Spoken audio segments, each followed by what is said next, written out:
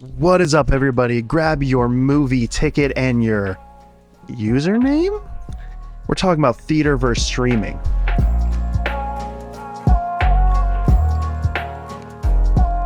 Yeah, we're talking about the theater experience. We're talking about some of our favorite memories of going to the theater, some takeaways from different films that we have actually had the opportunity to go to the theater and see, and just the current state of the movie theater, what we hope for it in the future, and what we like best about it.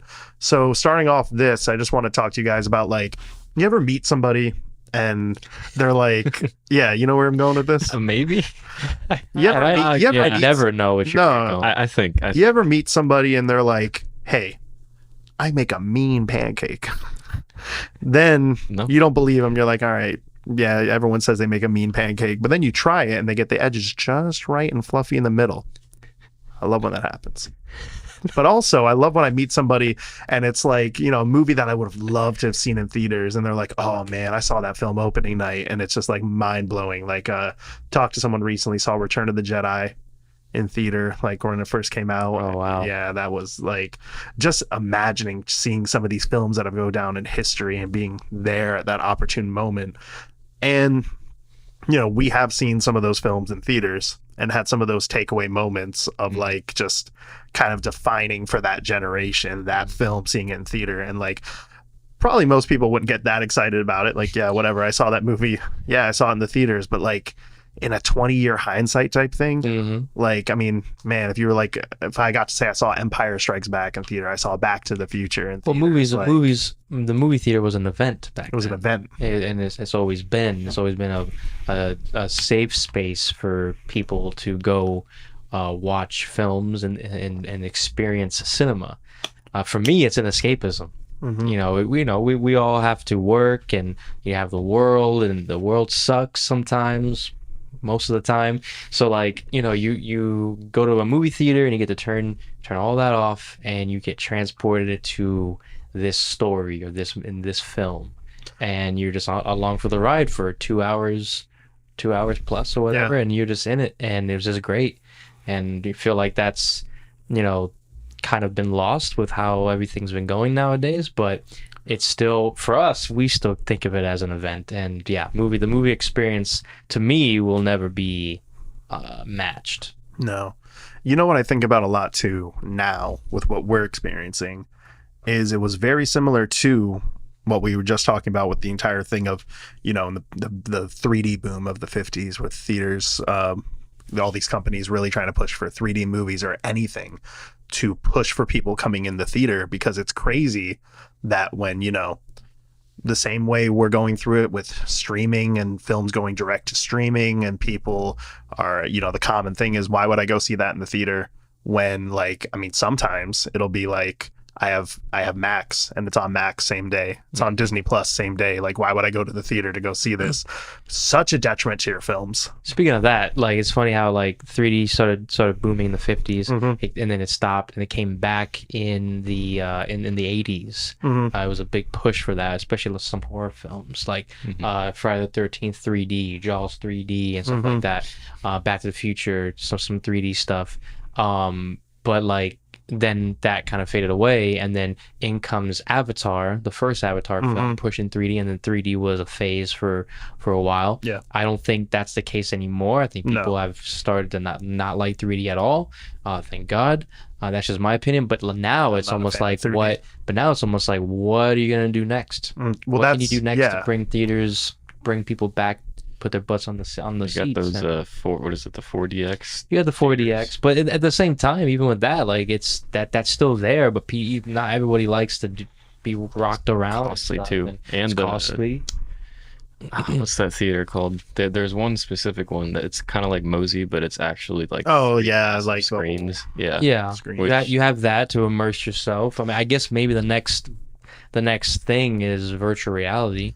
But like that, but that's not really going to the theater. But yeah, not enjoying it with a group. Yeah, well, I mean, it would also be like, what would that look like if you're watching a like let's say you're watching The Dark Knight, and out of nowhere you get transported, and so then the infamous scene with the Joker talking to the crime boss is making the pencils appear. Where am I going to be, like, right there? Am I going to feel like I'm right there? Like what is that? It's yeah. I you don't really know what that's going to look like, and it's just like it's almost like, well, then you can do that at your home, and that's what sucks. Well, so what's interesting though is, this is almost the third wave of it, right? Where the theater is now, beforehand, the theater was the place to go in your local town. That was the entertainment that you went to go see when theater started becoming like a big thing. But then all of a sudden we have this new thing of television. But the saving grace for theaters was the content that you would get on television. People weren't making made for TV movies in the 50s and 60s. They were, but not like, you're getting something really Same small. thing, 90s as well. 90s television and television movies were becoming a big thing, but you could tell the quality difference from You still have to go to the theater. You still have to go to the theater to experience that cinema quality. But now, second scare though is the introduction of VHS and Laserdisc. Yeah. Because then you could have home movie, but you still cannot get what, Spaceballs wasn't real. You couldn't get, it's in stores before the movie is finished. Yeah. Instant cassettes. Instant cassettes. That's a great scene. You're looking at now, sir. Everything that happened now is happening. What happened then? Past then. We're at now. That's great. So, I mean, but that was still, these different things pop up with home video, and it offers a combat to going to the theater. So right now you're looking at what is going to be the draw, because really in 2020 was the year that streaming, I think, took a whole new level. You saw it with Netflix a little bit before with, Stranger Things and like all of this, I guess, Game of Thrones on Max and stuff. Was that on television? It was on HBO. It was on HBO. Yeah, that was on TV. That was on TV as well. Yeah. But no, just streaming content, just having theater quality type stuff. And it was mind blowing. Like when The Mandalorian came out, and I was like, is this really like a show? And not to mention, too, TVs have drastically improved from your box TVs, to inferior quality. Now, some TVs, or most TVs, are better than theater screens, unless you're going to something like IMAX or something like that. But even still, like, the vibrance, the contrast, the color, you gotta really, unless you're, like, your famous directors, where they're going to expect to look at their film in pristine quality, not really the case. Now, it's better now as opposed to back in the day with films with actual celluloid. You make different prints, and eventually the quality suffers.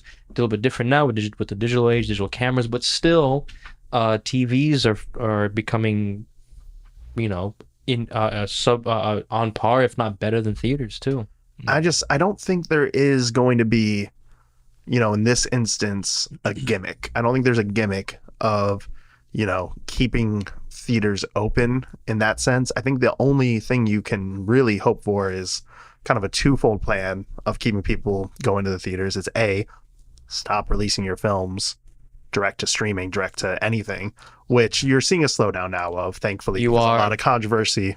You are, but I feel like that until we finally hear that that's no longer going to happen, I feel like that's still going to be a thing, and that may not be as big as it was a couple months ago, but it's still there, and I think that's still helping to destroy the movie theaters and movie theater experience. I don't have the exact numbers necessarily for this, and I don't know, but I'm pretty sure that these studios are still making more from theater exclusive than going to streaming. Like, they're losing money on this. Yeah. So streaming it's just the same thing as music too. When you used to purchase CDs and vinyls and stuff, there was so much more cut and dry as to what the profits were. And now with streaming, it's always been, freaking a big artist, like, they're just like, where's my money? And the label's even confused. And now it's the same thing with all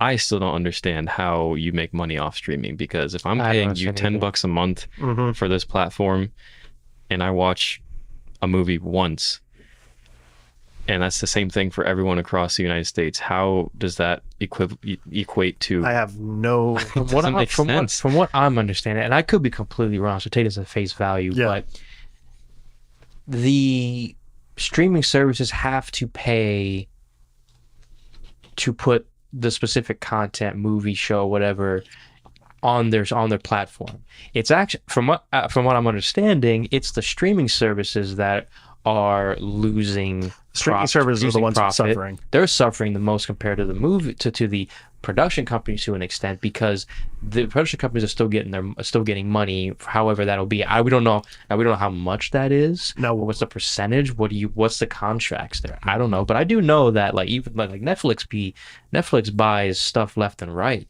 But no, and they've been like in deep water almost have. every single year. But they then get again, announcements like they've almost Netflix is going under. Then again, but then they survive, and it's like, oh, okay. Stranger Things season 5. Yeah, I don't get it. But like, what do you do with a company like, let's take Disney for example, right?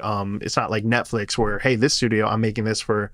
You got the studio is making this content and putting it on their streaming service. So it's a double hit because Disney is, for the most part, Disney exclusivity. So Right. how are they, the profit here is really only on, and there's no ads.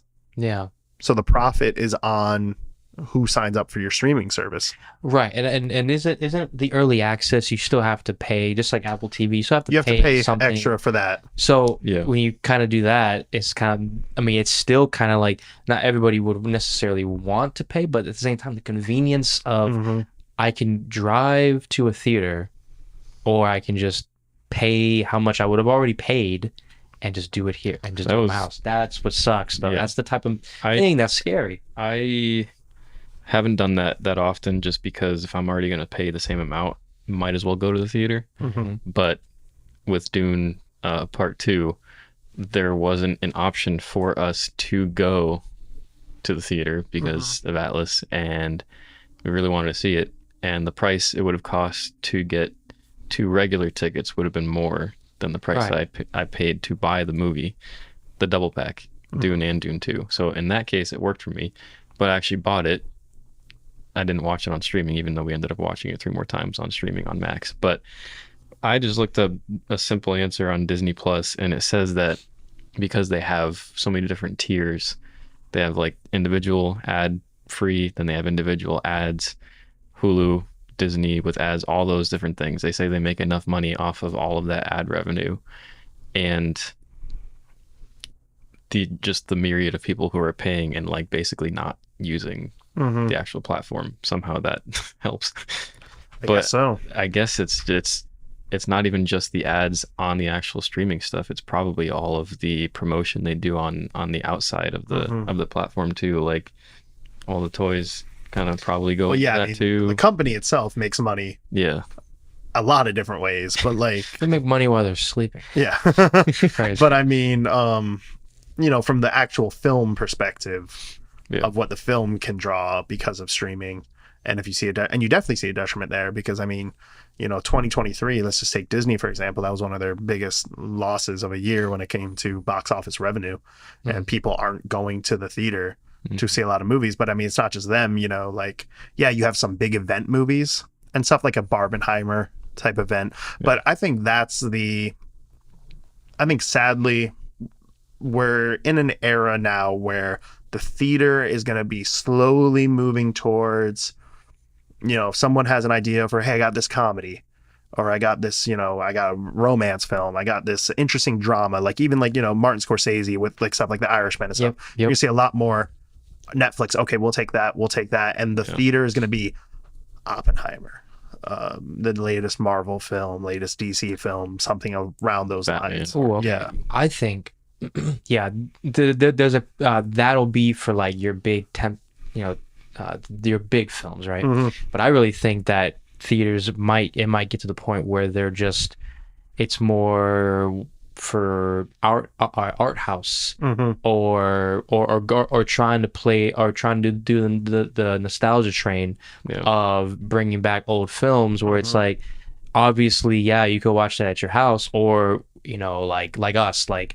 oh my gosh, Star Wars episode 4 in the theater, like, I could watch it in my house and I got far superior picture quality and whatever. But the theater, though, that's how you get people probably to do that. But at the same time, it's still kind of like, don't know. A couple months ago, I went to go see Vacation at the theater, Nice. and that was just phenomenal. Really? Yeah, I mean, that was a good theater watch. Where'd That you watch was, it at? AMC. Nice. Yeah. Okay. But it Good was seats? yeah, that was great. Good. But very empty theater. Oh, really? Yeah, there was 3 other people. And that's there. actually Was it the smaller one or like? It was a smaller one, yeah. Yeah. But That's actually a common thing. And that, now that's also another common thing too. Is like our boy Neil went to go see Bad Boys, the new Bad Boys movie, and it was just him and like his wife, and then there was like 1 or 2 other people. Yeah. It was like, oh man. but it was great though. I mean, it's just the theater feel, and it's an event. Yeah.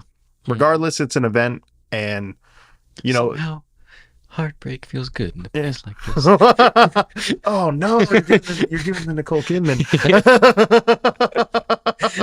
I'm like, no, it Who- doesn't feel good. It Who still said sucks. that? Was that Griffin who was like, no, that might have just been a meme I saw where it's like, I forgot the wording of it, but it's like, why is there an ad? Why does Nicole Kidman Yes. have an ad to promote AMC at I AMC, know. trying to get me to go to AMC? Already there. I get the Literally intention in by the it. theater too. I get the intention by it. It's massively done, but it is a little, I don't know, Is it weird that it's a little It's cheesy. yeah, it's just the way it feels is very cheesy. sometimes like, Damn, I'm we're- disgusted at all. It's cheesy. Like I can smell the I fucking can smell the dairy. Swiss. I can smell. The romanticizing of like we are film romanticizers, us even more than That is very true. yeah, with the way we like, even what Griffin was saying, like, you guys always talk about the feel of the movie. Like, what does that mean? That's not tangible. What does that mean? But we know what we're saying Yeah. when we say it, the feel of the movie. But we're really falling in the line of the Nicole Kidman like type talk, where like it just felt good with the popcorn and the soda. But it does just feel It does. good I because there's a want culture popcorn around right it. now. There's a culture with it. Yeah, absolutely. No, there is a culture with it. I think it could be a dying breed. I don't know. Mm-hmm. Because like my nephew and my niece, how are they gonna react to stuff like right now they're kids, so they're just popping anything. What's gonna happen when they're my age? They're gonna be like, I don't know. I mean, It's gonna be so different. we're gonna see a huge. I mean, the theater is gonna be just something entirely. Theater's probably gonna see it almost like the type of thing with the drive-in, right? You're gonna see this. I give it, good 20 years, maybe less, but the theaters, we'll see how this video ages. You're gonna see a massive dip, and not to mention, this is gonna sound bad, but just like the attention span that we are going to see of the generation following us Mhm. is going to be so minimal Yeah. because of Reels and because of TikTok and because of Instagram. And it's, I mean, you sound like you're just complaining about, but it's a fact. Yeah, we sound old, but It's true that you're lowering, whippersnappers. yeah, you're lowering attention spans, you're lowering the comprehension to fully Yes. take in an entire film. So the desire to go It's bad. out of your way to go somewhere, to go and sit and stare at a screen, and I have to fully process and understand everything for a full 2 hours.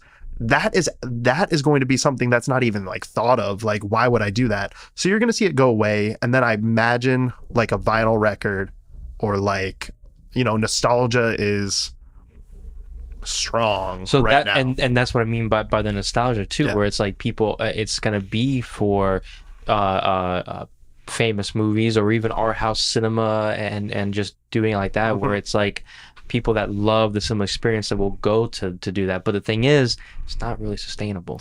It's not sustainable. I think it'll keep going for quite a while. Yes. But I think that the big studios, and probably in 20 years, there's probably only going to be like 3 left of the big studios. They're all going to be absorbed. Sony's going to, Yeah. we're going to see some sort of merger happen. I mean, you went from Fox always being one of the big ones to them being absorbed by Disney. There's always a bigger fish. I'm talking Yeah. about like production, like Like, the big 5 right now studios of, what would that be? it's Walt Disney Pictures, it's Discovery Warner. Name. I know. I don't know what Universal's NBC Universal, it used to be Comcast, I don't know. Mhm. But make it simple. Disney, Warner Brothers, Universal, Sony / Columbia, and Paramount. Okay, so are the big five. So I see a merger happening because like I could, somewhere. I don't know if it's going to be with Warner and Sony. yeah. I don't know if it's going to be with. I think that was talked about. Well, I know there was a talk of- Apple's talked about buying either Disney or Sony at one point, which That's crazy. either one would be crazy. I hope they don't buy Disney, but I hope they don't buy Disney. I could see Sony making sense. with as bad of a financial state Disney's been in lately, I don't want to see this company that has existed now for 100 years and has been a sustained company and somehow managed through like all these different financial ups and downs and hardships and risks of having buyouts and stuff. I would like to see this company maintain its independence because it's an amazing just feat for a company to last that long. You talking about Disney? Talking about Disney not Talking being about I would talk about Warner Brothers. well, Warner's already merged with AOL to Time to Discovery True. to But True. they still have the name. It's not It's like still they were Warner. completely Yeah. gone. but they've merged. Disney has been this just rock of a company Yeah. that has just like fought through everything. So I hope they fight through it, and I hope you see a comeback with just the overall company as a whole Yeah. and the state of the company, because that's impressive. 100 years is impressive. Yeah. Well, I forgot to mention this earlier, but going back to the attention span thing, Mm-hmm. I will not mention names, but I was talking to someone I know, and they were in talks with a production studio to do stuff, and it was one of the big three. One of the big three. Yeah, and gave the idea, gave the script, gave everything. The person responded saying, "Love the concept. Like basically, how can I sell toys, or how can I bring the teenage audience into this? I can't." And basically just nixed the entire project, regardless of the fact that he said the story and the idea was phenomenal. He And- just said, if I can't, Yeah. like pretty much the attention span thing of like, if I can't get someone to sit there for even 30 minutes and like attach to it or buy something from it or go again or tell them about it, it's just like, I will say this though, there are these smaller how it is. outlets. There is this Netflix and stuff. So I do agree that that's a problem for those studios, those big name studios. Mhm. But also at the same time, it's not like these films aren't being made still. Yeah. They're being made with different outlets. And I get where the big studios are like, well, look, I'm over here competing with just these mammoths of a marketing like giant that I'm trying to take down from all these other things. And we're in a different world. We're not in this is a good idea world. We are in the world of we're here to make money. Yeah. Mm. So, and regardless, I mean, you're talking like Universal, Disney, Warner, all of these companies, like you got like they're funding these just massive projects of theme parks of like their priority is at a completely that you can't even look at them as they're media conglomerates. Yeah. You can't even look at them as film Media conglomerates. studios anymore. There are film studios, I would say media moguls. media moguls. Yeah, yeah, because that's kind of what I was thinking of, like the A24s type things. Those are still keeping it up. Mm. And Yeah. even Netflix. Netflix, some of their originals are really, really good. And I Apple. feel like Apple is the king right now for me, whether it's TV. The films have been but the shows have been like a resurgence of like actually great content. Which is why I was thinking of like, yeah, them buying out Disney would not be good. No. But at the same time, the way they've shown that they allow different people to bring their ideas and actually execute it to like perfection, Mm-hmm. I think that's something that's severely lacking in Disney and also in Netflix, because every time I go on Netflix and try to find something, Yeah. it takes me literally 25 minutes to see something that I might like, turn it on, 10 minutes, I'm just like, What it's kind of the same thing I've already seen a million times. what I want to see from Kind Disney of like that though. and Warner specific. Kind of like searching. Well, but like, I don't know.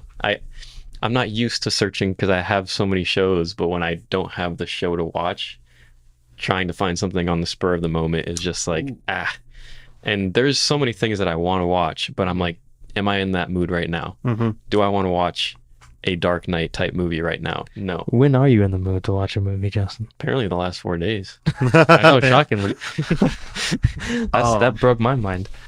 Thank you guys so much for watching our video. Please let us know what your thoughts on this were in the comments below, and we will see you guys next time for more rants, more complaints, and more film talk.